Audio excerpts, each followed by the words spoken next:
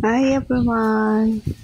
Ito na yung aking mga new succulents after 1 week. Yan pa rin yung original soil nila from Benguet. Hindi ko pa rin pinalitan. Merong itong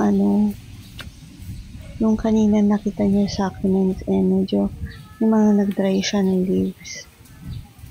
Pero okay lang yun. So, na-observe ko pa rin siya. Observe pa rin natin sila guys.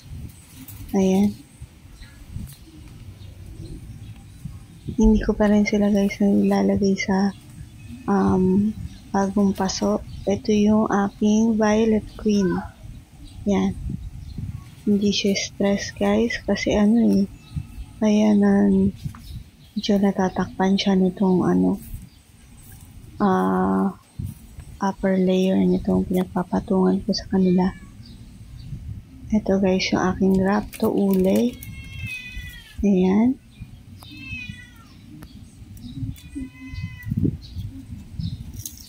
So, isang beses ko pala guys sila nadilikan. And then, mamaya, didiligan ko sila dyan. Yes. Yung aking Ellen. Yung Purple Dream.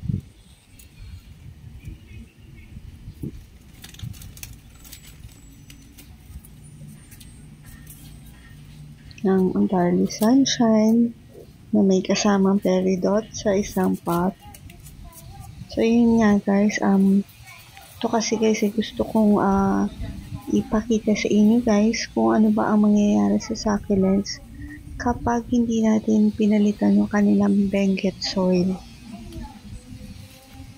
So, ito after a week simula nung ma-receive ko sila. And then, ito guys yung mga uprooted, hindi ko pa rin guys napapaso. So, mamayang gabi ko kasi sila ipapasok.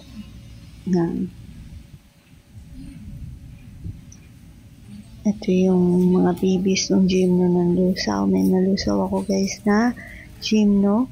Siguro na bigla kasi naiba yung kanilang pwesto. Medyo tatamaan sila ngayon ng araw. Ng medyo mas matagal kaya siguro nagkaganon. Ito yung aking root beer. So, ang ginawa ko guys, nilipat ko sila dito sa malilim na pwesto. Kasi, dun sa original na location nila, guys, bright shaded lang sila. So, lumipat kasi kami guys ng house, pero pansamantala lang. Kaya, ayun, dito yung location na to mas maaraw. Dinala ko sila guys kasi nadudumihan sila dun sa bahay. May ginagawa kasi sa bahay. So, ayun. Dinala ko sila dito kasi nadudumihan na baka mapano. Ayun. Ito guys, so ang ganda ng kulay niya. Kala mo red, pero yan? Pink yan, na nag-dark. Ang ganda. Na-stress siya dito sa new location niya. Yan guys.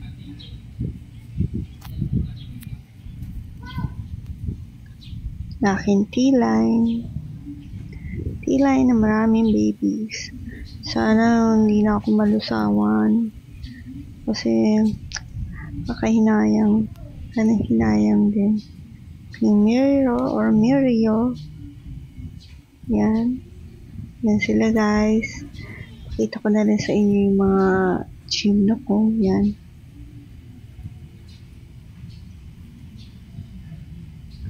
yung neon ko guys. Ayan.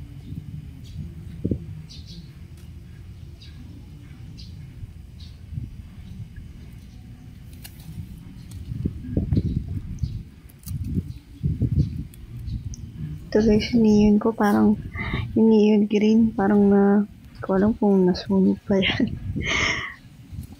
Hindi na siya green.